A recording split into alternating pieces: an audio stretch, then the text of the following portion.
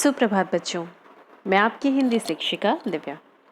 बच्चों, अब तक आपने वसंत भाग 1 पाठ 4 कठपुतली में कवि परिचय, कविता का स्वस्वर पाठ, कविता का भावार्थ और कुछ प्रश्न और उत्तर के बारे में जाना।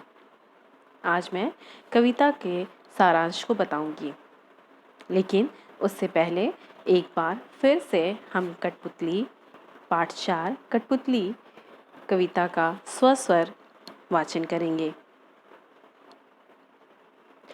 कठपुतली गुस्से से उबली, बोली, ये धागे क्यों हैं मेरे पीछे आगे? इन्हें तोड़ दो, मुझे मेरे पांवों पे छोड़ दो। सुनकर बोली और कठपुतलियाँ कि हाँ, बहुत दिन हुए हमें अपने मन के छंद को छुए। मगर पहली कठपुतली सोचने लगी, ये कैसी इच्छा मेरे मन में जगी। अब मैं कविता के सारांश को बताऊंगी। यह कविता भवानी प्रसाद मिश्र द्वारा लिखा गया है। इसमें कवि ने हमें अपने स्वतंत्रता के लिए सचेत रहने को कहा है। कठपुतली जो दूसरों के इशारे पर नाचती है, एक दिन गुलामी से तंग आकर बोली, ये धागे मेरे शरीर के आगे और पीछे क्यों बांध रखे हैं? तुम इन्हें तोड़कर मुझे स्वतंत्र कर दो, ताकि मैं अपने पैरों पर खुद चल सकूं। एक कठपुतली के स्वतंत्र होने की इच्छा को सुनकर अन्य कठपुतलियां भी कहने लगी कि हमने बहुत दिनों से अपने मन की बात नहीं की। हमने अपने मन की इच्छा को दबाकर रखा है।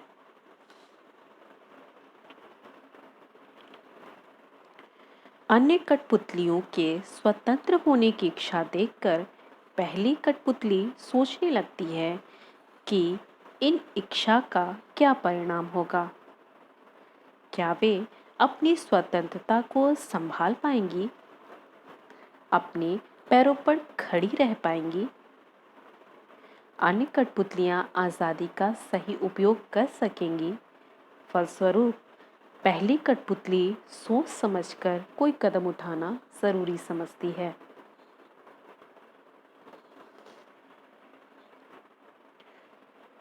प्रस्तुत कविता में हमेशा से दूसरों के इशारों पर नाचने वाली कठपुतली को भी अपनी पराधीनता के जीवन पर क्रोध आता है। वह कहती है कि मैं धागे में पर नाचने वाली क्यों हूँ? इन धागों को तोड़ देना चाहिए। वह स्वयं आत्मनिर्भर जीवन जीना चाहती है। अतः वह आज़ाद होना चाहती है और अपनी इच्छा अनुसार जीना चाहती है। उसकी बात सुनकर अन्य कठपुतलियां भी पराधीनता के जीवन से मुक्त होना चाहती हैं। वह कहती हैं कि बहुत दिन हुए अपनी इच्छा अनुसार कार्य किए हुए, अतः अब आज़ादी मिलनी ही चाहिए। इस बात पर पहली कठपुतली सोचने लगी कि उसके मन में स्वतंत्रता की चाह कैसे जगी। आज़ाद रहना सबको प्रिय है, लेकिन कठपुतलियों का निर्माण ही धागों के सहारे मालिक के इशारों पर नाचना है। अतः वह अपना मूलभूत स्वभाव कैसे छोड़ सकती है? इस बात को लेकर वह चिंतातुर हो जाती है। पहली कठपुतली पर सबकी स्वतंत्रता की जिम्मेदारी आती है, तो वह सोच समझकर कदम उठाना जरूरी समझती है।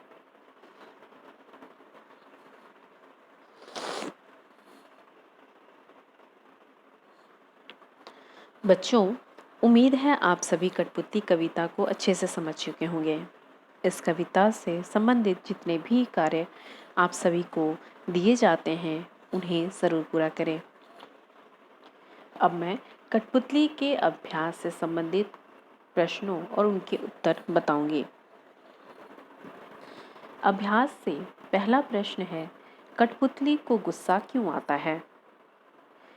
कठपुतली के पीछे आगे पीछे धागे ही धागे थे, अर्थात वह कुछ भी करने को स्वतंत्र ना थी।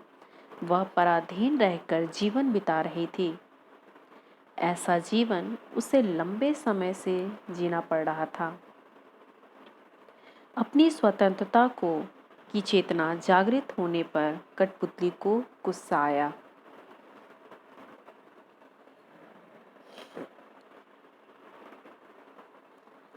दूसरा प्रश्न है, कठपुतली को अपने पांवों पर खड़ी होने की इच्छा है, लेकिन वह क्यों नहीं खड़ी होती? कठपुतली को अपने पांवों पर खड़े होने की इच्छा है, लेकिन वह खड़ी नहीं हो पाती क्योंकि उस पर बाकी कठपुतलियों की स्वतंत्रता की जिम्मेदारी आती है। अकेले उसी के स्वतंत्र होने से कोई बात नहीं बनने वाली है। आवश्यकता है सभी कठपुतलियों के स्वतंत्र होने की। तीसरा प्रश्न, पहली कठपुतली की बात सुनकर दूसरी कठपुतलियों को क्यों अच्छी लगी? पहली कठपुतली की बात सभी कठपुतलियों को अच्छी लगी। अच्छी इसलिए लगी कि अन्य कठपुतलियां भी इस बंधन युक्त जीवन से मुक्त होना चाहती थी। आखिर स्वतंत्रता सबको अच्छी लगती है और वे स्वतंत्र होना चाहती थी।